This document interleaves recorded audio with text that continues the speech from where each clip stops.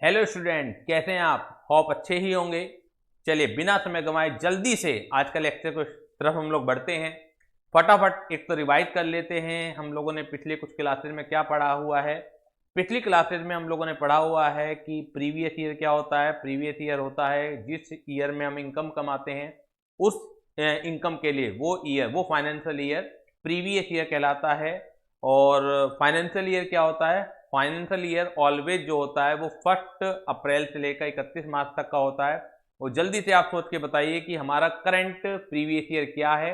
Current previous year है हमारा 2021, यानी कि 1 अप्रैल 20 से स्टार्ट होके जो 31 मार्च 2021 को खत्म होगा। करंट प्रीवियस ईयर मैं इसलिए कह रहा हूँ कि जो हमारे सीए और सीएस के एग्जाम के लिए रेलेवेंट है, जिस प्रीवियस ईयर के हमसे क्वेश्चन पूछे जाएंगे तो वो हमारा करंट प्रीवियस ईयर है। और करंट प्रीवियस ईयर है हमारा 2021। असेसमेंट ईयर क्या है? इससे अगले वाला जो ईयर होता है, अगला फाइनेंशियल ईयर होता है, वो होता है हमारा रेलेवेंट असेसमेंट ईयर। तो रेलेवेंट असेसमेंट ईयर है हमारा 2021, यानी कि 1 अप्रैल 21 को जो स्टार्ट होगा और 31 मार्च 22 को जो खत्म होगा। इसके अलावा हमने पर्सन की डेफिनेशन पढ़ी थी। पर्सन की जो डेफिनेशन थी वो थी inclusive definition. Person includes an individual, person includes an HUF, person includes a firm including LLP, person includes a company, person includes EOP, BOI, person includes local authority, or person includes an artificial juridical person not falling any above category। क्यों जरूरी है person की definition? क्योंकि income tax जो लगता है every person पर लगता है। अगर कोई एसोसिएशन, कोई एंटिटी, कोई ऑर्गेनाइजेशन पर्सन की कैटेगरी में नहीं फॉल करती है तो उसके ऊपर इनकम टैक्स चार्जेबल नहीं होगा। ठीक है, लेकिन क्योंकि पर्सन की डेफिनेशन जो इंक्लूसिव है, इसका मतलब मैंने पहले भी बताया था, जो डेफिनेशन होती है वो 3 तरीके की होती हैं। या तो डेफिनेशन के आगे लिखा होगा मीन्स, या डेफिनेशन के आगे लिखा हुआ होगा इंक्लूड्स, या दोनों का मिक्स चलता है, यानी कि उसे कहते हैं हम हाइब्रिड डेफिनेशन। तो पहले मैं 2 कैटेगरी क्लियर करता हूं आपको। अगर किसी डेफिनेशन के आगे मीन्स लिखा हुआ है तो उसका क्या मतलब है, और अगर डेफिनेशन के साथ इंक्लूड लिखा हुआ है तो उसका क्या मीनिंग है। जैसे हम दोनों तरह की डेफिनेशन को डिस्कस कर ही चुके हैं। Previous year means, assessment year means, ये 2 डेफिनेशन हमने मीन्स करके पढ़ी हैं। इसका मतलब ये होता है कि पूरी इनकम टैक्स को पढ़ने के दौरान जो इनकम टैक्स लॉ मेकर्स ने आपको किसी वर्ड का मतलब समझाया है तो आपको उसी तरीके से उस वर्ड का मतलब लेना है। ना तो कुछ बढ़ाना है उसमें और ना ही कुछ घटाना है उसमें। यानी कि प्रीवियस ईयर अगर उन्होंने कहा है कि 1 अप्रैल से 31 मार्च होता है तो आपको प्रीवियस ईयर इनकम टैक्स में 1 अप्रैल से 31 मार्च ही लेना है। जैसे कि आप अकाउंटिंग पढ़ते वक्त करते हैं, आप ध्यान दीजिए कि अकाउंटिंग में जो बैलेंस शीट या P&L अकाउंट बनता है, कभी दिवाली क्लोजिंग ईयर हो जाएगा, कभी हमारा 31 दिसंबर क्लोजिंग ईयर हो जाएगा, अगर कभी हमारा 30 सितंबर क्लोजिंग हो जाएगा, कभी हमारा 31 मार्च क्लोजिंग हो जाएगा। तो it means for the purpose of maintaining account कोई भी रूल प्रिवेल नहीं करता है, कोई भी कानून प्रिवेल नहीं करता है। जैसा भी व्यापारी की इच्छा है वो वैसे ही अपने अकाउंट को क्लोज कर सकता है। ठीक है, लेकिन इनकम टैक्स में क्या होगा, अगर कोई भी व्यापारी, कोई भी व्यक्ति इनकम टैक्स के दायरे में आता है तो आपको एक यूनिफॉर्म प्रीवियस ईयर को फॉलो करना पड़ेगा। और वो यूनिफॉर्म प्रीवियस ईयर है 1 अप्रैल से 31 मार्च का वो प्रीवियस ईयर है। इसी तरह से आपको असेसमेंट ईयर को भी फॉलो करना पड़ेगा, क्योंकि ये जो दोनों डेफिनेशन है वो मीन्स करके हैं। अगर डेफिनेशन इंक्लूड करके होती है, जैसे कि हमारी जो डेफिनेशन थी पर्सन इंक्लूड, इसका मतलब क्या है कि हम केवल एक एग्जाम्पल दे रहे हैं। पर्सन में 7 कैटेगरी के उन्होंने एग्जाम्पल दिए हैं, तो हम केवल एक एग्जाम्पल दे रहे हैं। लेकिन अगर कोई कैटेगरी, कोई व्यक्ति, कोई ऑर्गेनाइजेशन, कोई एंटिटी इन 7 कैटेगरी में नहीं भी फॉल करती है तो ये नहीं कहा जा सकता कि वो व्यक्ति पर्सन नहीं है, यानी कि वो व्यक्ति भी पर्सन माना जा सकता है। तो पर्सन की जो डेफिनेशन थी वो इंक्लूड थी। अब अगर आप इसमें देखें तो कोऑपरेटिव सोसाइटी का नाम नहीं है, तो क्या इसका मतलब है कि कोऑपरेटिव सोसाइटी पर्सन नहीं है? तो ये कहना गलत है, क्योंकि लॉ को पढ़ने का एक अपना स्पेशल मेथड है और उसकी एक समझ है। जैसे मीन्स अगर डेफिनेशन होती पर्सन की, तो इसका मतलब है कि जो 7 कैटेगरी लिख दी, केवल यही 7 कैटेगरी पर्सन की दायरे में आएंगी, इसके अलावा कोई और व्यक्ति पर्सन के दायरे में नहीं आ सकता। लेकिन क्योंकि ये डेफिनेशन इंक्लूड्स करके है, तो इसका जो दायरा है अनलिमिटेड होता है। इसका मतलब ये है कि ये 7 कैटेगरी केवल एग्जाम्पल मात्र हैं, इसके अलावा भी कोई व्यक्ति पर्सन की कैटेगरी में आ सकता है। तो यूनिवर्सिटीज हैं, कॉलेज हैं, चैरिटेबल संस्थाएं हैं, तो वो आर्टिफिशियल जुडिशियल पर्सन की कैटेगरी में सारी की सारी वो फॉल कर जाती हैं। तो जब भी लॉ मेकर्स अपने आप में क्लियर नहीं होते, क्योंकि ये असंभव है कि किसी भी चीज को एक स्पेसिफिक दायरे में बांधना, वो हमेशा संभव नहीं होता।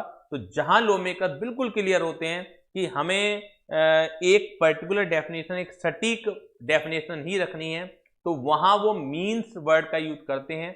और जहां वो अपना दायरा बड़ा रखना चाहते हैं, उन्हें भी मालूम है कि हम कोई लैंग्वेज ऐसी ड्राफ्ट नहीं कर सकते कि जिन जिन व्यक्ति के ऊपर हम टैक्स लगाना चाहते हैं, तो हम कोई एक पर्टिकुलर लैंग्वेज ड्राफ्ट नहीं कर सकते कि हम पर्सन की लैंग्वेज ड्राफ्ट करें और सारे के सारे कैटेगरी उस पर्सन की डेफिनेशन में आ जाएं। तो उस तरह की डेफिनेशन को बनाते वक्त वो इंक्लूड्स वर्ड का यूज करते हैं। उदाहरण भी दे दिया आपको, और उसके बाद भी उनके जो दायरा है, उनके जो हाथ हैं वो खुले हुए हैं। कोई भी व्यक्ति ये दावा करे कि मेरे ऊपर टैक्स नहीं लगना चाहिए क्योंकि मैं पर्सन की कैटेगरी में नहीं आता हूं, तो उसका जो दावा है वो मानना नहीं जाएगा। तो ये पर्सन की डेफिनेशन मैंने आपको क्लियर करा दी थी। इसके अलावा हम सीधे फिर टैक्स रेट की तरफ मूव कर गए थे, क्योंकि tax rate, basic tax rate हमें जानने बहुत जरूरी है, उसके बाद ही कुछ चीजें हमें समझ में आएंगी। वैसे मैं बता दूं आपको कि टैक्स रेट जो मैंने पढ़ाए हैं खाली वो ही नहीं है, उसके अलावा भी अलग अलग सेक्शनों में टैक्स रेट हैं, वो बेसिक टैक्स रेट हैं। अब पूरी इनकम टैक्स के दौरान हमें बिल्कुल याद हो जाएंगे टैक्स रेट, क्योंकि बार बार हमें कैलकुलेशन करनी पड़ेगी। तो जो बेसिक टैक्स रेट थे, 2 तरह के टैक्स रेट होते हैं, एक तो स्लैब रेट होते हैं और एक फ्लैट होता है। फ्लैट का मतलब ये होता है कि आपकी irrespective of your total income एक पर्टिकुलर रेट आपको बता दिया जाएगा, अब पूरी की पूरी इनकम पर उतना ही टैक्स रेट आपको लगाना पड़ेगा। स्लैब रेट जो होते हैं कि एक स्लैब बना दिया जाता है कि इतने दायरे की इनकम पर इतना टैक्स है, उससे ऊपर अगर आप इतना दायरा रखेंगे अपनी इनकम का तो इतना रेट है। तो हमने स्लैब रेट ऑफ टैक्स पढ़े थे, और स्लैब रेट ऑफ टैक्स केवल हमने पढ़े थे इंडिविजुअल और हिंदू अनडिवाइडेड फैमिली के लिए। बाकी जो कैटेगरी हैं, पर्सन की कैटेगरी में जो लोग आते हैं, कंपनी आती है, फर्म आती है, तो पेपर में कभी भी उनकी कैलकुलेशन नहीं आएगी।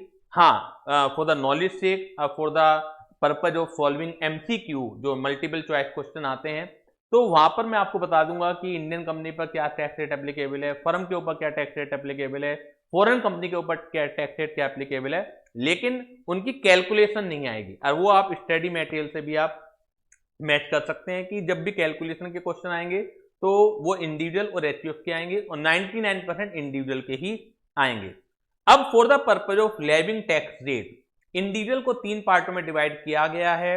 आपको याद हो गया होगा, 80 साल से ऊपर का जो व्यक्ति है और साथ ही रेजिडेंट भी है, 5 लाख रुपए तक की उसकी इनकम जो है एग्जेम्प्टेड है।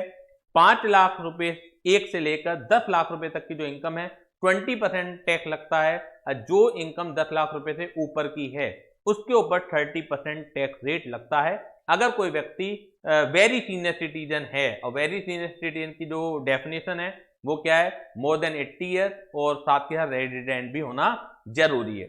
इसके अलावा हमने दूसरी कैटेगरी पढ़ी थी, वो पढ़ी थी सिर्फ और सिर्फ सीनियर सिटीजन की, और सीनियर सिटीजन कौन होता है, रेजिडेंट होना जरूरी है 60 साल से ऊपर का, और 80 साल से जो नीचे का व्यक्ति है वो रेजिडेंट की कैटेगरी में आता है। और उसके ऊपर जो टैक्स रेट पड़े थे, 3 लाख रुपए तक की इनकम एग्जेम्प्टेड है, 3 लाख 1 से लेकर 5 लाख तक 5% टैक्स है, 5 लाख 1 से लेकर 10 लाख रुपए तक की जो इनकम है वो 20% रेट से टैक्सेबल होती है, और जो ओवर एंड अबव 10 लाख की इनकम है वो 30% रेट से टैक्सेबल होती है। इसके अलावा जो अदर इंडिविजुअल हैं, अदर इंडिविजुअल में कौन लोग आएंगे, जिनकी 60 साल से कम है, चाहे वो रेजिडेंट हो चाहे नॉन रेजिडेंट हो, और अगर 60 साल से ऊपर के लोग हैं तो अदर की कैटेगरी में वो लोग आएंगे जो नॉन रेजिडेंट होंगे, यानी कि उनके ऊपर भी जो मैं अब बताने वाला हूं टैक्स रेट, स्लैब रेट, वही एप्लीकेबल होंगे। तो 2.5 लाख रुपए तक की इनकम जो है एग्जेम्प्टेड है, और 2.5 लाख एक से लेकर 5 लाख रुपए तक की इनकम पर जो टैक्स रेट है वो 5% है, और 5 लाख एक से लेकर 10 लाख रुपए तक की इनकम पर 20% टैक्स रेट है, और ओवर एंड अबाउट 10 लाख की इनकम पर 30% का टैक्स रेट है। और ये वाले जो रेट है, जो 2.5 लाख रुपए की एग्जम्पशन है, वो सभी लोगों को मिलती है, चाहे वो रेजिडेंट हो चाहे वो नॉन रेजिडेंट हो। और यही वाले जो रेट हैं वो हिंदू अनडिवाइडेड फैमिली के ऊपर भी लगते हैं। इसके अलावा हम लोगों ने सरचार्ज पढ़ा था। सरचार्ज जो 50 लाख रुपए तक की इनकम है उसके ऊपर कोई भी सरचार्ज नहीं है। 50 लाख रुपए से ऊपर लेकिन 1 करोड़ रुपए तक है, उसके ऊपर 10% सरचार्ज होगा, यानी कि जो टेक्निकल क्या आएगा 10% और सरचार्ज के नाम से जोड़ना पड़ेगा। इसके अलावा 1 करोड़ से लेकर 2 करोड़ रुपए तक की जो इनकम है उसके ऊपर 15% सरचार्ज होगा। 2 करोड़ रुपए से ऊपर की इनकम वो 5 करोड़ तक की है, 25% सरचार्ज होगा, और जो 5 करोड़ रुपए से ऊपर की जिनकी इनकम है 37% सरचार्ज होगा। जो भी टेक्निकल क्या आएगा इंक्लूडिंग सरचार्ज उसमें 4% हेल्थ एंड एजुकेशन सेस भी इंक्लूड किया जाएगा। एक तो ये बात हुई। एक मार्जिन रिलीफ अच्छी तरह क्लियर हो गई होगी। पिछली क्लास में भी मैंने जो आपको क्वेश्चंस थे वो स्टडी मटेरियल के करा दिए थे।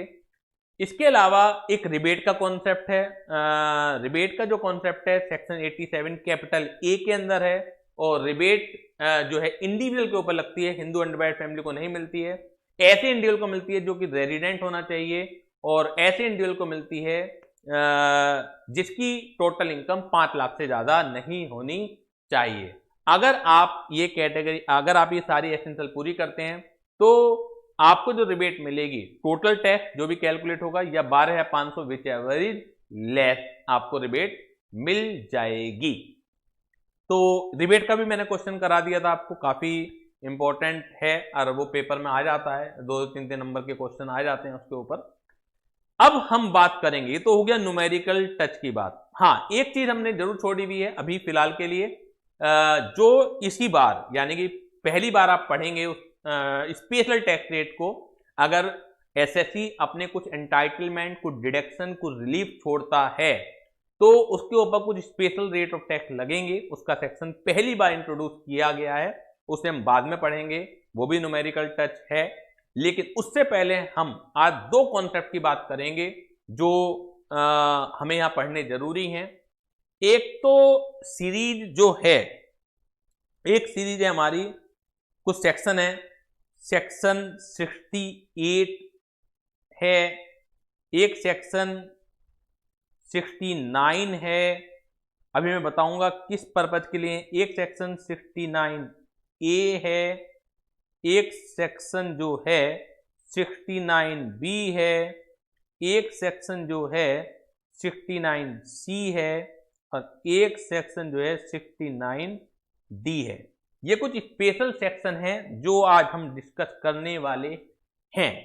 सर इन सेक्शंस में क्या है? टोटल ये 6 सेक्शन है। अगर आप बात करेंगे तो टोटल 6 सेक्शन हैं। इन स्पेशल सेक्शन में क्या है? देखिए, जो स्पेशल सेक्शन हैं ये एक एक्सेप्शन है। क्या है ये? एक्सेप्शन है।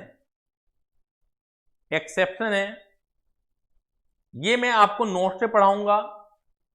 जो मैंने स्पेशल रजिस्टर आपको बनवाया हुआ है थ्योरी का, उसमें आप नोट डाउन कर लेंगे। जैसा कि मैंने पहले कहा था कि ज्यादातर चीजें जो एग्जाम पॉइंट ऑफ व्यू के लिए सारी की सारी मैं आपको रजिस्टर में लिखवा के चलूंगा, लेकिन कुछ जगह थ्योरी थोड़ा लेंथी हो जाती है, ठीक है। उनकी जो ड्राफ्टिंग है, उनकी जो लैंग्वेज है वो थोड़ा लेंथ ज़्यादा है।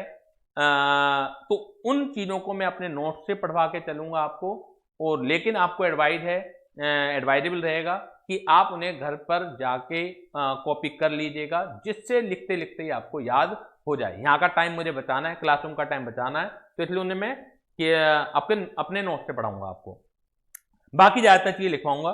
तो section 68, section 69, section 69A, section 69B, section 69C, section 69D, ये एक रूल के एक्सेप्शन है। रूल क्या है? रूल है हमारा प्रीवियस ईयर। क्या होता है? प्रीवियस ईयर एक फाइनेंशियल ईयर होता है, और वो फाइनेंशियल ईयर जिसमें हम जो इनकम कमाते हैं, तो उस इनकम के लिए वो फाइनेंशियल ईयर जो है प्रीवियस ईयर कहलाता है। एग्जाम्पल के तौर पर अभी मैं वापस पे आऊंगा, हमारा जो करंट प्रीवियस ईयर है, जो करंट प्रीवियस ईयर है, उसे हम कहते हैं 2020-21। ये हमारा करंट प्रीवियस ईयर है, यानी कि 1 अप्रैल 20 से जो हम 31 मार्च 20 तक कमाएंगे, वो उस इनकम के लिए, हर एक फाइनेंशियल ईयर प्रीवियस ईयर भी है और हर एक फाइनेंशियल ईयर एडजस्टमेंट भी है, ईयर भी है, ये मैं कई बार आपको बता चुका हूं। लेकिन उस इनकम के लिए जो हम इस दौरान कमाएंगे, उस इनकम के लिए ये फाइनेंशियल ईयर क्या कहलाया जाएगा? प्रीवियस ईयर कहलाया जाएगा। एग्जाम्पल के तौर पर एक मेरे पास हाउस प्रॉपर्टी है, वो रेंट पर है, वो रेंट पर मैंने दे रखी है, ठीक है ना। अब एक फाइनेंशियल ईयर है 1920, रेंट मेरा जो था 1920 में 10,000 पर मंथ था, 10,000 पर मंथ था, यानी कि टोटल जो रेंट हो गया, जो टोटल रेंट हो गया वो हो गया 1,20,000, वो हो गया 1,20,000। तो इस 1,20,000 के लिए जो 1920 है वो क्या होगा? प्रीवियस ईयर होगा। एक फाइनेंशियल ईयर है मेरा 2021, जो हमारा करंट प्रीवियस ईयर भी है। यहां पर रेंट इंक्रीज होके जो है 12,000 पर मंथ हो गया, तो टोटल रेंट क्या हो गया मेरा? टोटल रेंट हो गया जी 1,44,000। इस 1,44,000 के लिए, इस 1,44,000 के लिए जो 2021 है वो क्या हो गया? प्रीवियस ईयर हो गया। यानी कि जो इनकम मैंने 1920 में कमाई 1,20,000, तो क्या इस 1,20,000 के लिए मैं ये कह सकता हूं कि 2021 is the previous year? Answer is no, क्योंकि प्रीवियस ईयर का जो कॉन्सेप्ट है वो ये है कि जो इनकम आप जिस फाइनेंशियल ईयर में अर्न करते हैं, उस फाइनेंशियल ईयर, उस इनकम के लिए वो फाइनेंशियल ईयर क्या होता है? प्रीवियस ईयर होता है। जिस फाइनेंशियल ईयर में जो इनकम हम अर्न करते हैं, उस इनकम के लिए, उस फाइनेंशियल ईयर में कमाई गई उस इनकम के लिए उसे क्या कहते हैं? प्रीवियस ईयर बोलते हैं। अब हम ये नहीं कह सकते कि जो 1920 में हमने 1,20,000 रुपए कमाए, उस 1,20,000 के लिए 2021 इज द प्रीवियस ईयर, क्योंकि हमने 2021 में वो नहीं कमाए। ये एक एस्टेब्लिश्ड रूल है लॉ मेकर का। इसी रूल का एक्सेप्शन है जो मैं आज पढ़ाने जा रहा हूं आपको। यानी कि हमने इनकम तो कमाई होगी किसी और ईयर में, किसी और फाइनेंशियल ईयर में, लेकिन उसका प्रीवियस ईयर कोई और फाइनेंशियल ईयर माना जाएगा, जो मैं section 68, section 69, section 69A, section 69B, section 69C और सेक्शन 69D की बात करने जा रहा हूं आज। तो ये एक स्पेशल केसेज हैं। स्पेशल केसेज किस बात के लिए हैं? उस रूल के स्पेशल केसेज हैं कि नॉर्मली प्रीवियस ईयर वो ईयर होता है जिस ईयर में हम इनकम को कमाते हैं। जिस फाइनेंशियल ईयर में जो इनकम कमाई जाएगी, उस फाइनेंशियल ईयर को ही उस इनकम के लिए क्या कहलाया जाएगा? प्रीवियस ईयर का दर्जा दिया जाएगा। लेकिन ये स्पेशल केसेज हैं, 6 स्पेशल केसेज हैं। इन स्पेशल केसेज में हम इनकम किसी और फाइनेंशियल ईयर में कमाएंगे, लेकिन कमा रहे हैं किसी और फाइनेंशियल ईयर में, और प्रीवियस ईयर माना जाएगा कोई और फाइनेंशियल ईयर। तो सेक्शन जो 68 है उसकी जो हेडिंग है वो है कैश क्रेडिट। अभी एक एक चीज मैं डिस्क्लोज आपको बताता हूं, एक्सप्लेन करता हूं।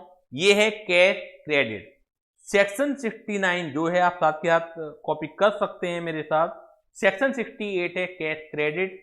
सेक्शन 69 जो है इन्वेस्टमेंट नॉट डिस्क्लोज्ड। अभी मैं इससे एक्सप्लेन करूंगा। इन्वेस्टमेंट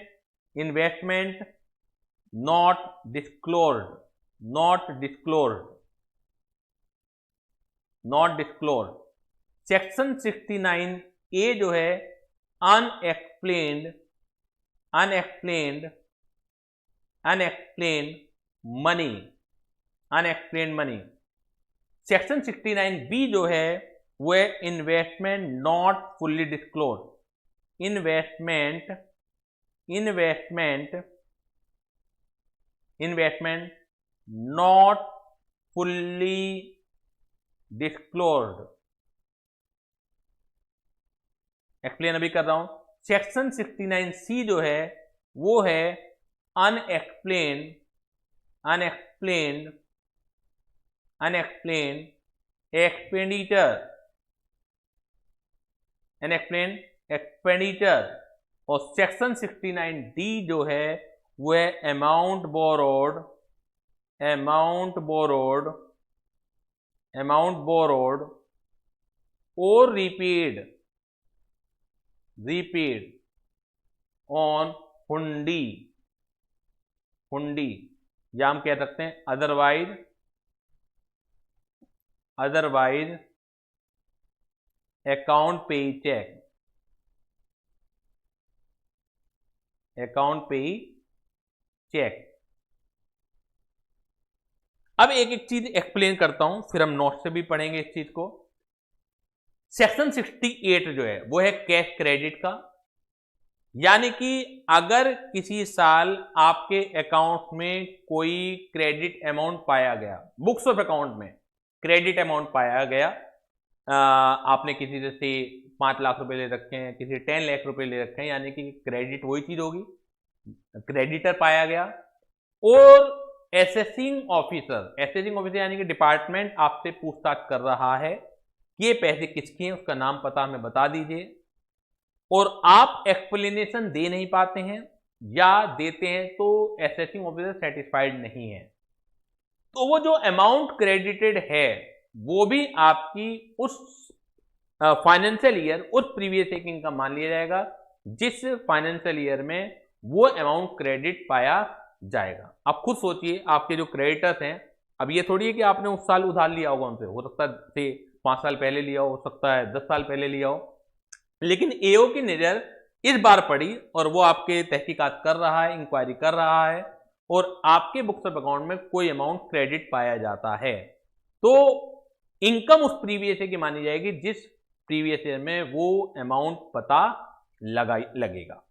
सेक्शन 69 क्या है? इन्वेस्टमेंट नॉट डिस्क्लोज, यानी कि आपकी बैलेंस शीट में आपका कोई इन्वेस्टमेंट पाया जाता है। सपोज कीजिए आपके पास एक घर है या आपने किसी कंपनी के शेयर परचेज कर रखे हैं, लेकिन बैलेंस शीट में उसे नहीं दिखला रखे हैं। अब एओ को किसी ने शिकायत कर दी आपकी, या किसी और माध्यम से एओ को पता लग गया कि ये जो इन्वेस्टमेंट है, बिल्डिंग है, लैंड है, जो आपके बुक्स ऑफ अकाउंट में नहीं दिखला रखी है आपने, बैलेंस शीट में नहीं है, या शेयर्स हैं, वो आपके हैं, और आपके जब हैं वो, तो जो एओ है उनका सोर्स पूछता है कि इनकम कहां से आई थी, आपने कब इन्वेस्टमेंट किए थे, आप बता नहीं पाते हो या अनसेटिस्फैक्टरी एक्सप्लेनेशन देते हैं, यानी कि ईओ सेटिस्फाइड नहीं होता है, एसेसिंग ऑफिसर सेटिस्फाइड नहीं होता है, तो वो जो इन्वेस्टमेंट है जो आपने बैलेंस शीट में नहीं दिखला रखे हैं, तो वो भी क्या माना जाएगा, आपकी उस फाइनेंशियल ईयर की इनकम मानी जाएगी जिस फाइनेंशियल ईयर में आप पकड़े जाएंगे, जबकि वो इनकम आपने कमाई तो किसी और साल होगी, लेकिन मानी उस साल की जाएगी जिस फाइनेंशियल ईयर में आप पकड़े जाएंगे। सेक्शन 69 ए की बात करते हैं, अनएक्सप्लेन्ड मनी की बात करते हैं। आपके पास कैश पकड़ा गया, आपके घर में सर्च एंड सीजर हुई, आपने कई बार सुना होगा, न्यूज में भी आता है कि ज्वेलर के यहाँ इतना छापा पड़ा, इतनी टीमें आई, 4 दिन तक छापा पड़ा, छापे की कार्रवाई चलती रही, गद्दों के नीचे नोटों की गड्डियां मिली, ज्वेलरी मिली, ठीक है ना, इस तरह की चीजें मिली। अनएक्सप्लेन्ड मनी, पूछा गया आपसे कि आपके पास ये पैसा कहां से आया है, आप एक्सप्लेन नहीं कर पा रहे हैं उसे, या एक्सप्लेनेशन जो दे रहे हैं वो सेटिस्फैक्टरी नहीं है, तो सेक्शन 69 कैपिटल ए में वो आपकी क्या मानी जाएगी, इनकम मानी जाएगी उस फाइनेंशियल ईयर की, उस प्रीवियस ईयर की जिस प्रीवियस ईयर में आपके पास पकड़े जाएंगे। Section 69 B, investment not fully disclose, section 69 और सेक्शन 69B में क्या डिफरेंस है? सेक्शन 69 इन्वेस्टमेंट नॉट डिस्क्लोज और section 69B investment not fully disclose. आपकी बैलेंस शीट में एक ज्वेलरी दिखला रखी है जिसकी कीमत जो है 15,000 रुपए आपने दर्शा रखी है, लेकिन एओ को लगता है, एसेसिंग ऑफिसर को लगता है, डिपार्टमेंट को लगता है कि यार ये 15,000 रुपए की नहीं है, इसकी मार्केट वैल्यू तो 50,000 रुपए है। तो आपने डिस्क्लोज तो कर रखी है लेकिन फुल्ली डिस्क्लोज नहीं कर रखी, तो जो डिफरेंस होगा मार्केट वैल्यू का और जो आपने कीमत दर्शा रखी होगी वो आपकी उस साल की इनकम मान ली जाएगी जिस साल आप पकड़े जाएंगे। सेक्शन 69C जो है अनएक्सप्लेन्ड एक्सपेंडिचर का। अनएक्सप्लेन्ड एक्सपेंडिचर क्या? आपने लड़की की शादी करी, पूरे शहर में चर्चा है कि यार लाला ने तो 10 करोड़ रुपए लगा दिए। आपने कोई पार्टी आयोजित करी, पूरे शहर में चर्चा है कि उस पार्टी में आपने अपने बच्चे की पार्टी में 2 करोड़ रुपए खर्च कर दिए। तो वो सारी की सारी जो आपने खर्चा किया है, अगर आप एक्सप्लेन नहीं कर पाए, अगर एओ आपके ऊपर इंक्वायरी करता है, डिपार्टमेंट आपके ऊपर इंक्वायरी करता है, तो जो आपने खर्चा किया है तो वो पैसा कहां से आया, कौन सी इनकम थी, उसका सोर्स क्या था, आप डिस्क्लोज अगर नहीं कर पा रहे हैं, बता नहीं पा रहे हैं, तो उस अनएक्सप्लेन्ड एक्सपेंडिचर को भी क्या माना जाएगा? आपकी इनकम मानी जाएगी। सेक्शन 69D, अगर आप किसी को उधार देते हैं या वापस लेते हैं, अदरवाइज देन अकाउंट पे चेक, यानी किसी से आपने उधार लिया या आपने उसे चुकाया लेकिन अदर देन अकाउंट पे चेक से काम किया, ठीक है ना, bank other than banking transaction के थ्रू ये काम किया, तो उधार लेना और उसे वापस देना भी आपकी इनकम मान ली जाएगी उस साल जिस साल आप ये काम करेंगे। तो ये टोटल 6 सेक्शन हैं और इनके ऊपर जो टैक्स लगता है उसका भी स्पेशल सेक्शन है। जैसे मैंने आपको बताया कि जो अभी तक हमने सेक्शन पढ़े हैं, ठीक है ना, वो अपने आप में कंप्लीट नहीं है, ठीक है ना, उसके अलावा भी हैं सेक्शन। यहां पर स्पेशल सेक्शन है उसका, उसके ऊपर 60% टैक्स रेट लगता है, उसके ऊपर 25% सरचार्ज लगता है, वो 4% हेल्थ एंड एजुकेशन सेस उसके ऊपर लगता है।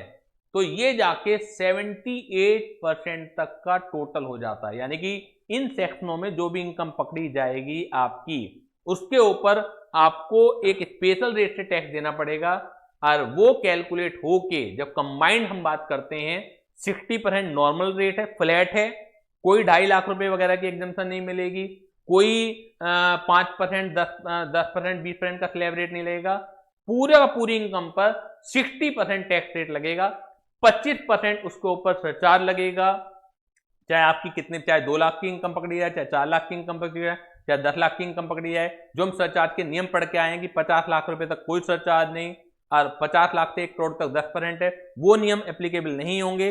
जो भी इनकम इन सेक्शनों में पकड़ी जाएगी उनके ऊपर फ्लैट सरचार्ज लगेगा और उस सरचार्ज की जो रेट है वो है 25%। तो ये जब 60% प्लस 25% करते हैं तो 75% तो आई थिंक वैसे ही बैठ जाएगा, और 4% जब हेल्थ एंड एजुकेशन सेस लगाएंगे तो टोटल जो इफेक्टिव रेट बैठता है वो 78% का इफेक्टिव रेट बैठता है। तो फटाफट एक बार देख लेते हैं इन्हें, वर्ड टू वर्ड भी देख लेते हैं कि सेक्शन क्या कहता है। सेक्शन क्या कह रहा है? सेक्शन 68 जो है कैश क्रेडिट की बात करता है। वर्ड टू वर्ड हम लोग पढ़ते हैं कि सेक्शन 68 क्या कह रहा है।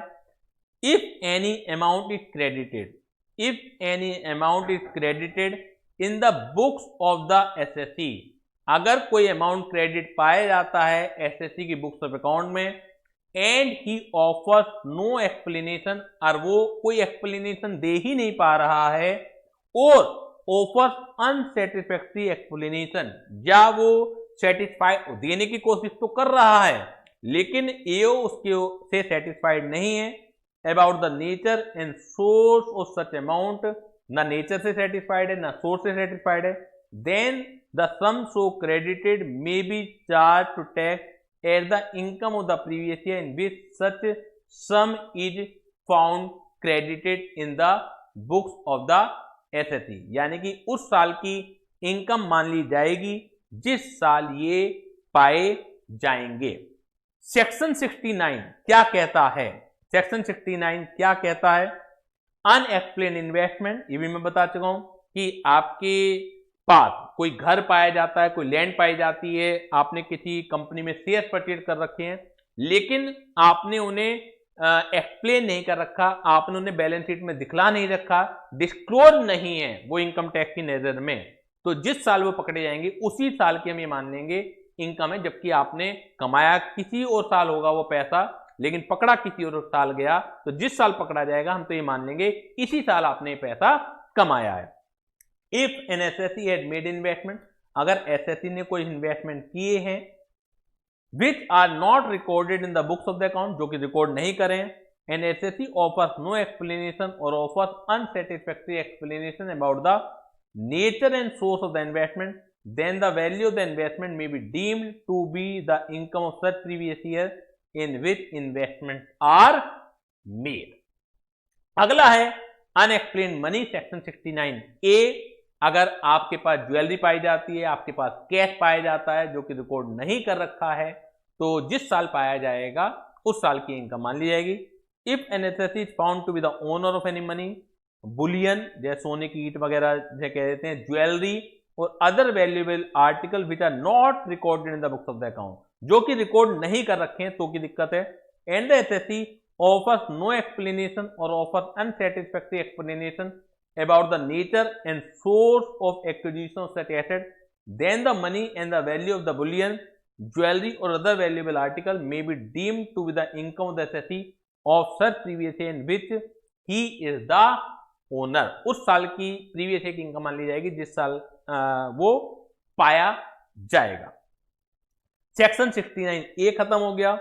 सेक्शन 69B ये है नॉट फुल्ली डिस्क्लोज्ड इन्वेस्टमेंट, यानी कि आपने रिकॉर्ड तो कर रखे हैं अपनी बैलेंस शीट में, लेकिन उनकी जो मार्केट वैल्यू है उससे कम पर अगर आपने रिकॉर्ड कर रखा है तो ये प्रॉब्लम आएगी। Section 69B, if an SSC has made investment, अगर एसएससी ने कोई इन्वेस्टमेंट किए हैं और found to be the owner of any bullion, jewellery और other valuable article which are not fully disclosed in the books of account maintained by him, and SSC offers no explanation or offers unsatisfactory explanation, then the excess amount may be deemed to be the income of the SSC for the previous year when he is found to be the owner. Example देखिएगा, if the SSC is found to be the owner of say 300 grams of gold, जिसकी market value है 25,000 during the financial year ending 31st March 2021, but he recorded to have spent 15,000 in acquiring it, लेकिन वो बताता है कि मैं तो केवल 15,000 रुपए में ही खरीदे हैं और है वो 25,000 रुपए की।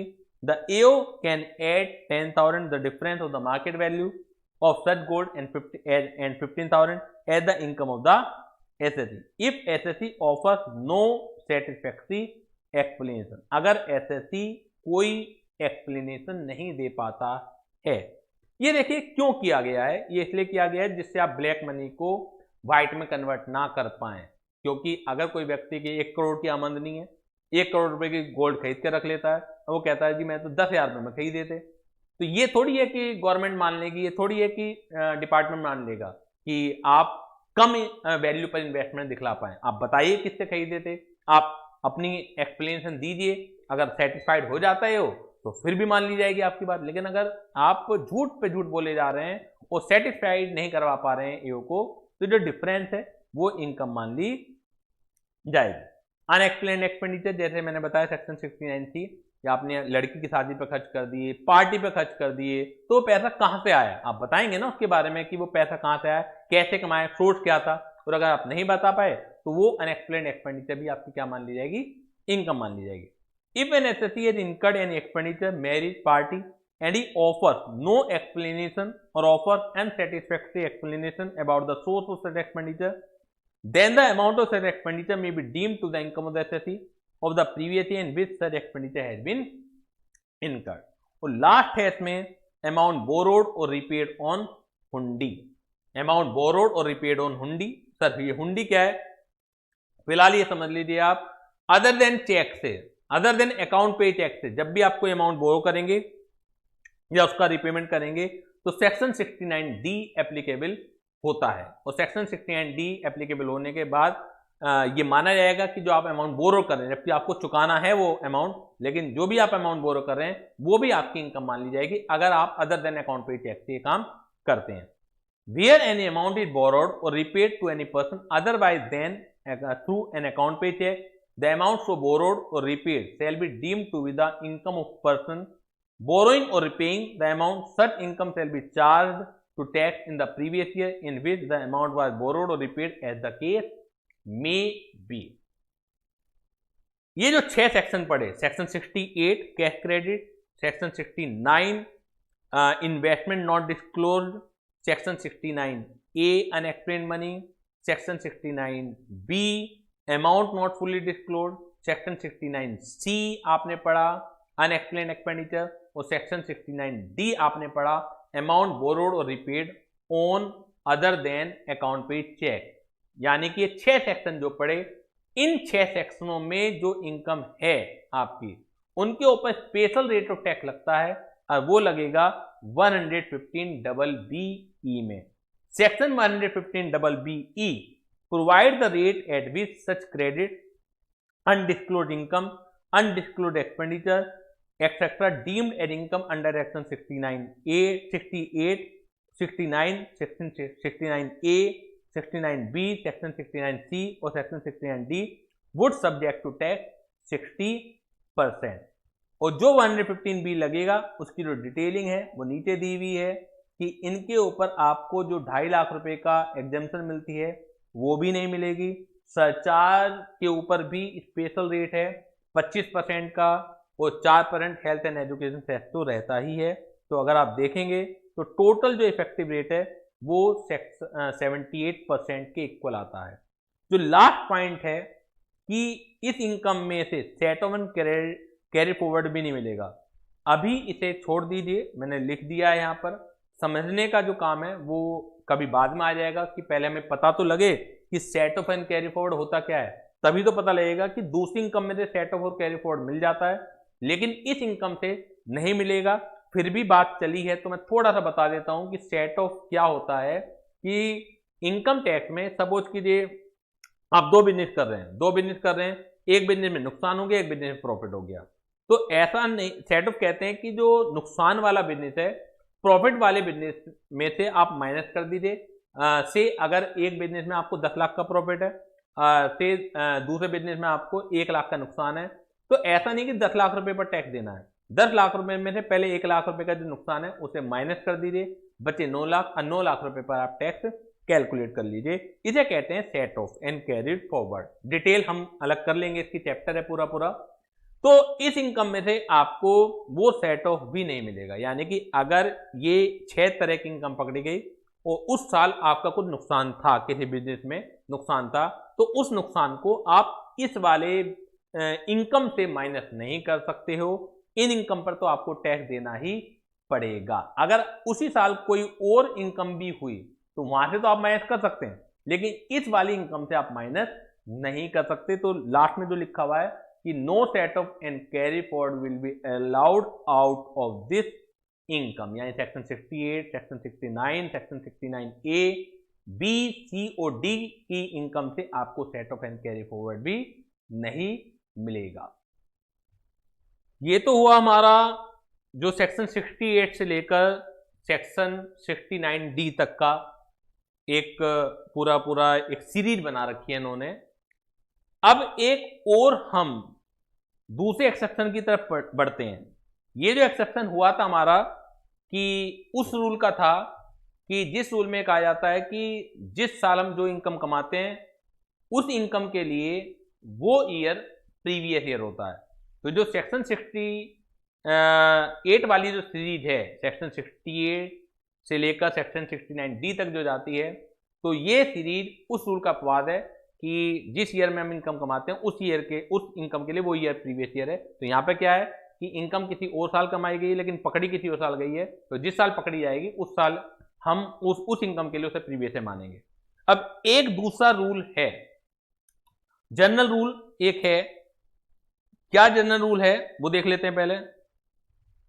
जनरल रूल एक है हमारा कि income earn during the previous year will taxable during the assessment year. जो एक जनरल रूल है वो क्या है, इनकम अर्न्ड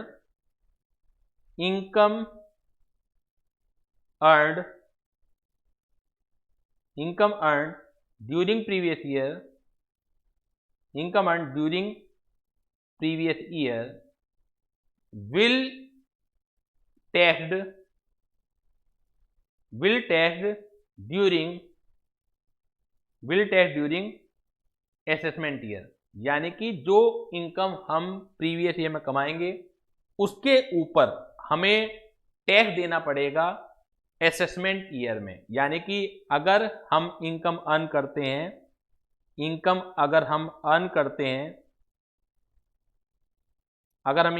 करते हैं 2021 में, तो ये जो इनकम कमाएंगे हम 2021 में, इसके ऊपर जो टैक्स लगेगा, टैक्सेबल जो होगी वो होगी टैक्सेबल इन 2021-22, यानी कि असेसमेंट ईयर में टैक्सेबल होगी। अब जो हम पढ़ने जा रहे हैं वो इस रूल का अपवाद है, यानी कि हम जिस ईयर में इनकम कमाएंगे प्रीवियस में, उसी इनकम में उसी साल में उसके ऊपर टैक्स भी देना पड़ेगा। यानी कि जो मैं एक्सेप्शन पढ़ाने जा रहा हूं वो प्रीवियस ईयर और असेसमेंट ईयर कुछ इनकम के लिए सेम हो जाते हैं, कुछ इनकम के लिए प्रीवियस ईयर और असेसमेंट ईयर सेम हो जाते हैं। ये वो एक्सेप्शन है जो हमने सेक्शन 68 से लेकर सेक्शन 69D तक पढ़ा। उसमें क्या होता था कि इनकम जिस ईयर में कमाई गई है नॉर्मली उस ईयर को ही प्रीवियस ईयर कहते हैं, लेकिन वहां पे क्या था कि इनकम किसी और साल कमाई गई है लेकिन वो प्रीवियस ईयर किसी और साल माना जा रहा है उसका। लेकिन यहाँ पे क्या है कि इनकम का प्रीवियस ईयर चेंज नहीं कर रहे हम, लेकिन जो प्रीवियस ईयर होता है इनकम का टैक्सेबल अगले साल लगती है। लेकिन यहाँ पे जो प्रीवियस ईयर होगा उसी साल उन इनकम को लिए, कुछ इनकम के लिए सेम ईयर प्रीवियस ईयर भी होगा और असेसमेंट ईयर भी होगा। गवर्नमेंट वेट नहीं कर सकती। वो कौन कौन से सेक्शन है एक बार देख लेते हैं, फिर हम वर्ड टू वर्ड पढ़ेंगे भी नोट से। सेक्शन 172 सबसे पहले ये क्या है, नॉन रेजिडेंट हैं कुछ, यानी कि ये जो सेक्शन 172 लगता है, जब तक मैं कुछ ना कहूं इसका मतलब है कोई भी सेक्शन रेजिडेंट के ऊपर भी लगेगा, नॉन रेजिडेंट के ऊपर भी लगेगा।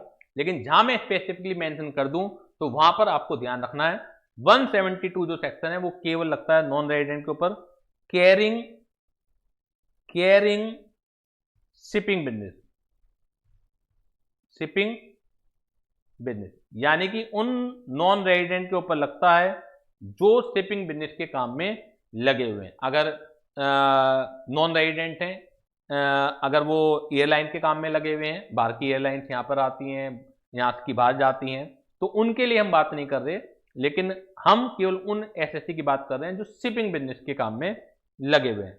इसके बाद बात आती है 174, 173 बीच में नहीं है, इसमें किसी और पर्पज का है, इस सीरीज में नहीं है।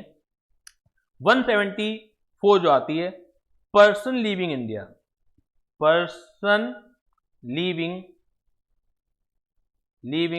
इंडिया, सबके मैं लॉजिक बताऊंगा आपको परमानेंटली, ठीक है ना। इसके बाद है सेक्शन 174A, वो है AOP oblique body of individual formed for a particular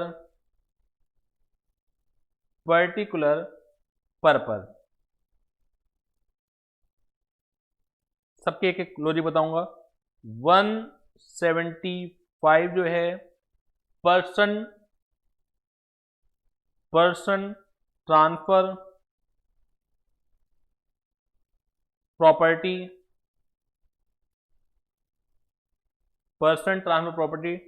to avoid tax liability.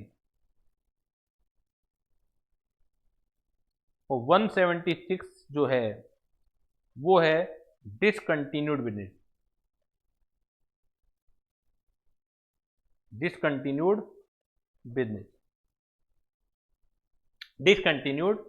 Business के लिए। अब एक एक सेक्शन हम लोग स्टडी करते हैं। पहले तो मैं इसका लॉजिक बता देता हूं।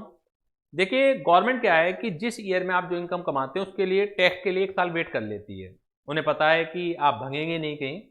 लेकिन जहां जहां गवर्नमेंट को डाउट है कि आपको अगले ईयर तक ट्रेस करना, अगले ईयर में ट्रेस करना मुश्किल हो जाएगा या आप कहीं भग जाएंगे, तो गवर्नमेंट भी वेट नहीं करती। आप खुद सोचिए कि इनकम कमाई आपने किसी और साल है, गवर्नमेंट टैक्स किसी और साल दे रही है, तो इसका मतलब वेट ही कर रही है गवर्नमेंट, आपको परेशान नहीं कर रही है, नोटिस वगैरह नहीं भेजेगी गवर्नमेंट आपको। लेकिन वहां उसे आपको पर विश्वास करना जरूरी हो रहा है। लेकिन कुछ केसेस ऐसे हैं, कुछ केसेस गवर्नमेंट ने पहचाने हैं जहां पर गवर्नमेंट वेट नहीं करना चाहती, जैसे non resident carrying shipping business. Shipping business में जो लगे हुए हैं, जो यात्राएं होती हैं वो काफी लंबी लंबी होती है, महीने 2 महीने साल साल भर की यात्राएं होती हैं।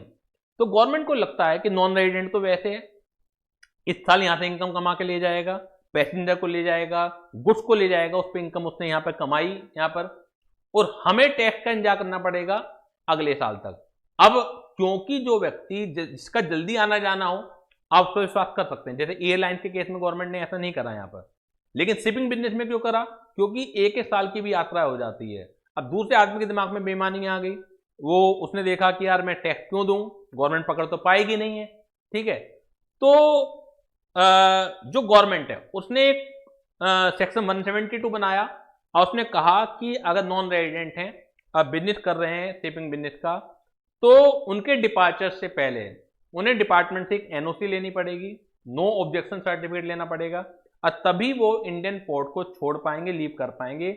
उनका जब भी वो इंडियन पोर्ट को लीव करेंगे, वहां तक का जो टैक्स है पहले गवर्नमेंट ऑफ इंडिया के पास जमा करना पड़ेगा, तब जाके वो इंडियन पोर्ट को लीव कर पाएंगे। Section 174 person leaving India. अगर जैसे कोई व्यक्ति घूमने फिरने के लिए जाता है तो उसका जो वीजा होता है वो विजिट टूरिंग वीजा होता है। अब कोई व्यक्ति अगर परमानेंटली इंडिया छोड़ रहा है तो उसका वीजा अलग तरह का होता है। तो अगर कोई व्यक्ति परमानेंटली लीव कर रहा है इंडिया को, तो गवर्नमेंट जिस दिन भी उसकी प्रोबेबल डिपार्चर डेट है वहां तक की इनकम पर उसी प्रीवियस ईयर में टैक्स लगा देगी, जिस डेट को वो जिस फाइनेंशियल ईयर में वो इंडिया को लीव कर रहा है। क्योंकि एक बार इंडिया का छोड़ दिया उस व्यक्ति ने, तो उसे वापस लाना बड़ा मुश्किल है। जैसे आप नीरव मोदी का नाम, विजय माल्या का नाम सुन रहे होंगे, इन्होंने तो खाली इनकम टैक्स की बात नहीं है, इन्होंने तो फ्रॉड करें।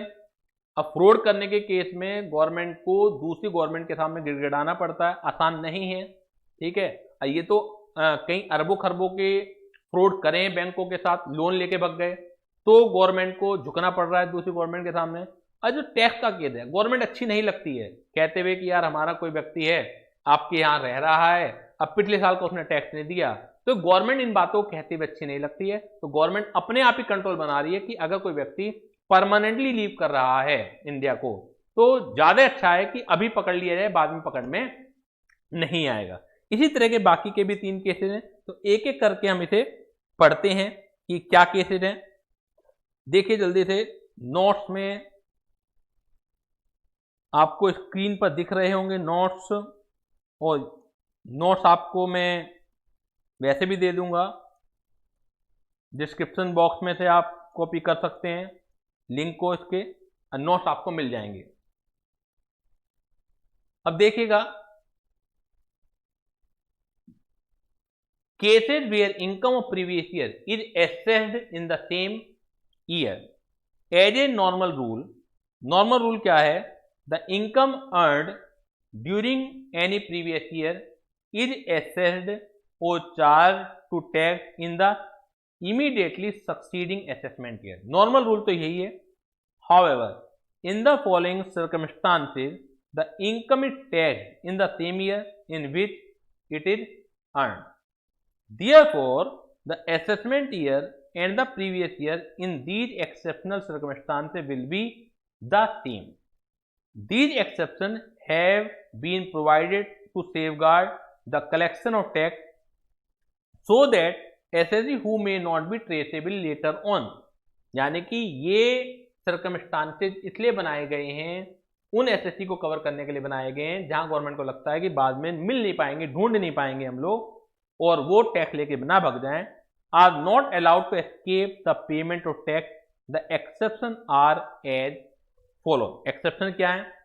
पहला है 172 shipping business by non resident, ये लेकिन लगता केवल शिपिंग बिजनेस पर है। This section applies to a non resident engage in shipping business, यानी कि जो एयरलाइन के बिजनेस में लगे हुए हैं उनके ऊपर ये नहीं लगता है। And driving income there from by carrying passenger, यात्रियों को ले जाते हैं शिपिंग बिजनेस वाले। लाइव स्टॉक, जो आपके जानवर हैं उन्हें, मेल और गुड्स, यानी कि उन्हें लाने ले जाने काम करते हैं from a port in India. तो 7.5% ऑफ द फ्रेट पेड और पेबल टू द ओनर और चार्टर और any person on his behalf whether in और outside India shall be deemed to be his total income. तो जो भी India से collection होगा फ्रेट पेड और पेबल का, तो उसका 7.5% उनकी टोटल इनकम मान ली जाएगी। 7.5% टैक्स नहीं देना, ये तो इनकम मानी जाएगी। इनकम के ऊपर जो टैक्स रेट है मैंने बताए रखे हैं। दूसरा सेक्शन है पर्सन लिविंग इंडिया परमानेंटली। अगर केवल आप घूमने के लिए जा रहे हैं तो उसके ऊपर ये सेक्शन नहीं लगेगा। परमानेंटली इंडिया को छोड़ के जा रहे हैं तो आगे आप नहीं मिल पाओगे, तो उस केस में ये सेक्शन लगेगा। This section applies when it appears to the EO that an individual may leave India during the current assessment year और shortly after it expiry and he has no intention of coming back to India, और उसकी कोई नियत नहीं है कि वो India वापस आएगा। In case of such person the total income from 1st April of that assessment year up to the probable date of its departure from India shall be taxable in that year itself at the rate applicable to that assessment year। तो जो भी उस assessment year में applicable होंगे वो rate applicable हो जाएंगे। ये मैंने स्टडी मटेरियल से ही एक इलस्ट्रेशन लिया है, इसे समझिएगा।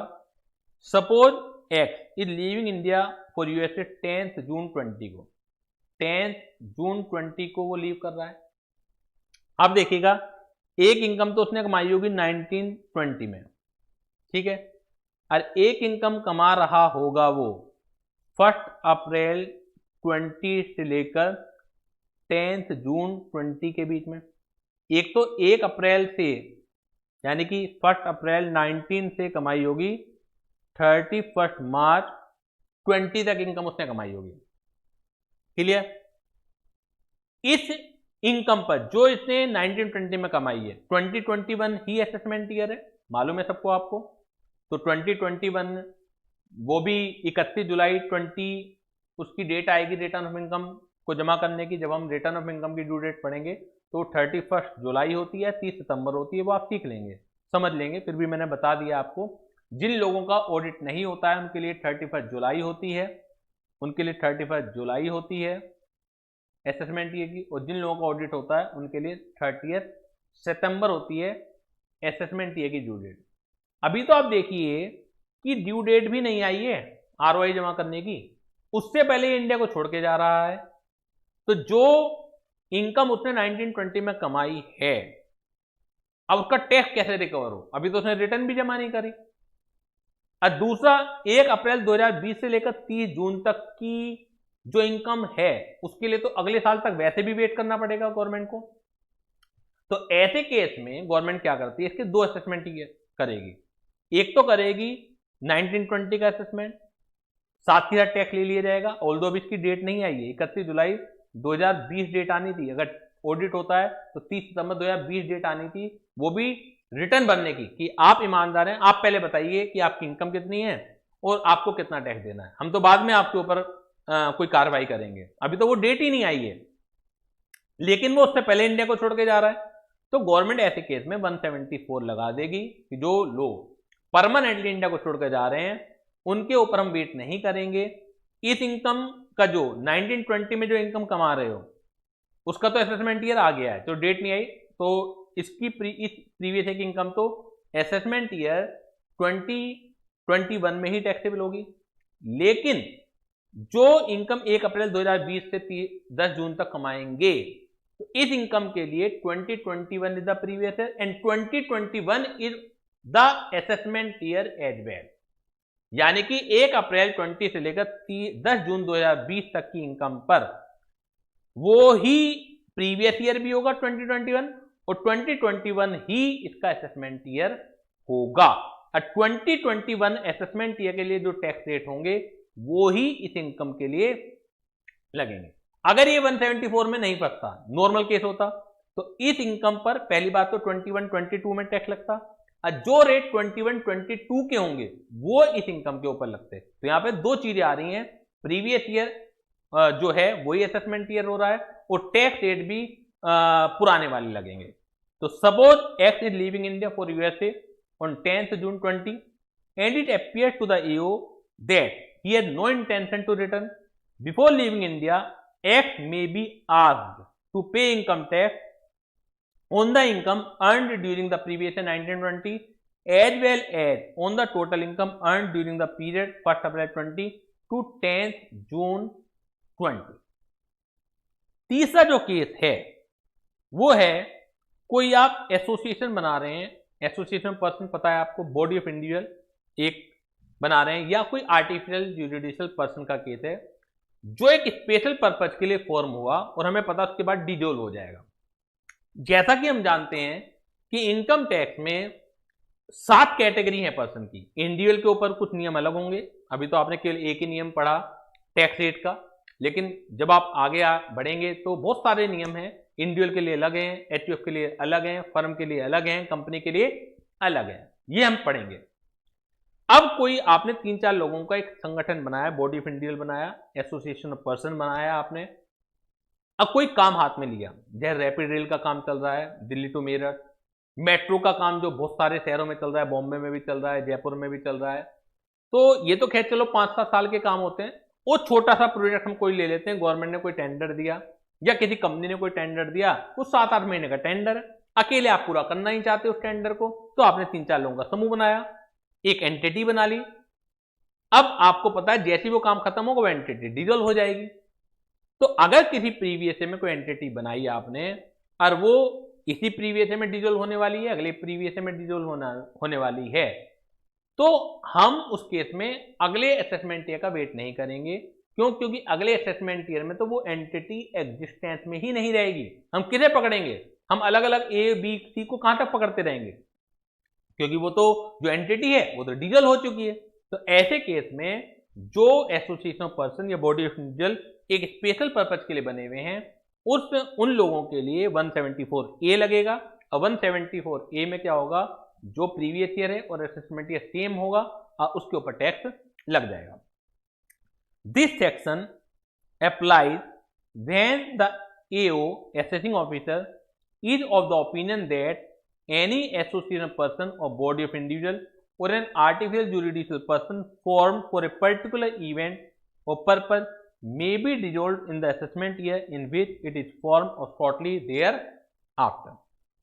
The total income from 1st April of that assessment year up to the date of its dissolution shall be chargeable to tax in the assessment year itself at the rate applicable to that assessment year.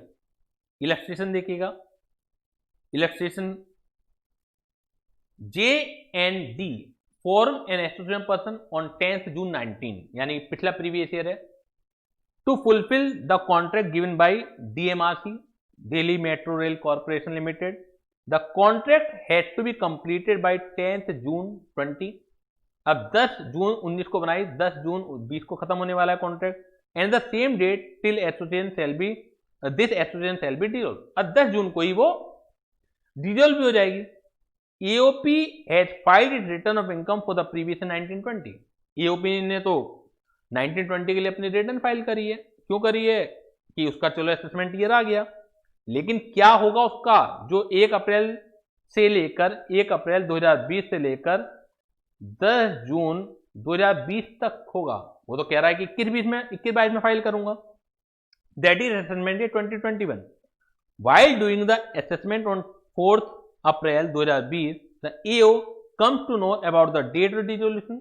Now AO will do 2 different assessments, one for the period 10th June 19 till 31st March 20. For this period, rate of tax shall be the rate applicable for assessment year 2021. The second assessment shall be done for the period 1st April 20 to 10th June 20. For this period, rate of tax shall be the rate applicable for assessment year 2021. तो दोनों के ऊपर rate एक जैसे ही लग जाएंगे। Next जो case है 175 का है, person likely to transfer property to avoid tax, section 175। देखिए ये उन लोगों के लिए है कि सपोज कीजिए मैं ही हूं, मेरे पास एक हाउस प्रॉपर्टी में इनकम कमा रहा हूं, तो अगर इनकम टैक्स देने के लिए मेरे पास कोई प्रॉपर्टी नहीं है तो गवर्नमेंट क्या कर सकती है, मैं अपने आप को इंसॉल्वेंट डिक्लेयर करा लूंगा। तो गवर्नमेंट केवल वेट इसलिए तो करती है कि कोई भी व्यक्ति है जो इनकम कमा रहा है, अगर वो सीधे हाथ से नहीं देगा इनकम टैक्स तो हम उंगली को टेढ़ा भी करना पड़ेगा, उसकी प्रॉपर्टी बेच देंगे। लेकिन उंगली टेढ़ी तभी तो करेंगे आप जब उसके पास कोई एसेट्स होंगी। तो एक व्यक्ति दिमाग लगा रहा है, वो प्रीवियस ईयर में अपनी सारी प्रॉपर्टी बेच रहा है, इधर उधर कर रहा है, तो गवर्नमेंट को जैसे ही पता लगता है तो गवर्नमेंट फिर अगले साल तक का वेट नहीं करेगी। Person likely to transfer property to avoid tax, यानी नियत ये है कि टैक्स से बच पाऊं। It applies when it appears to the you that the person is likely to charge, यानी कि गिरवी रख रहा है, सेल कर रहा है, बेच रहा है, ट्रांसफर कर रहा है, डिस्पोज ऑफ और otherwise part with any of his assets so as to avoid his tax liability. The total income from 1st April of that assessment year to the date when EO commence proceeding, जब शुरुआत करता है proceeding की कार्यवाही की, under this section shall be chargeable to tax in that assessment year itself at the rates applicable to that assessment year। Illustration देख लीजिए। On 19th December 20, EO comes to know that J Limited is likely to dispose of a house property during January 21 with a view to avoiding payment of income tax. A notice is issued by the AO on 28 December 20 under Section 175 to submit return of income of the period commencing on 1/4/20 to 28 December 20. In this case, income from 1st April 20 to 28 December 20 is chargeable to tax in the assessment year 2021। और last case है इसमें discontinued business 176। अगर आप कोई business अपना बंद करके जाना चाह रहे हैं, एओ को लगता है कि अब बिजनेस तो चल ही रहा है, अगले साल हम टैक्स रिकवर कर लेंगे, आपका जगह उसे पता ही है कहाँ पे आपको पकड़ना है, लेकिन आप अपना बिजनेस को बंद करके जाना चाह रहे हैं, हो सकता है आप दिल्ली के हों, केरला भग गए, तमिलनाडु भग गए, तो आसान नहीं रहेगा डिपार्टमेंट के लिए कि आपको ट्रेस कर पाएँ। तो उस केस में अगर डिपार्टमेंट को इन्फॉर्मेशन मिलती है कि कोई व्यक्ति हमारे एरिया का, सर्किल का अपना बिजनेस बंद करके जाना चाह रहा है, तो उस केस में उसे वहीं पकड़ लिया जाएगा और असेसमेंट ईयर तक हम वेट नहीं करेंगे। This section applies where any business of profession discontinues in any assessment year. The total income from 1st April of that assessment year up to the date of discontinuation shall be taxable in the year of discontinuation at the discretion of the EO. तो ये भी आपकी जो series है वो खत्म हो गई है। एक बार हम रिपीट कर लेते हैं आज हम लोगों ने क्या पढ़ा।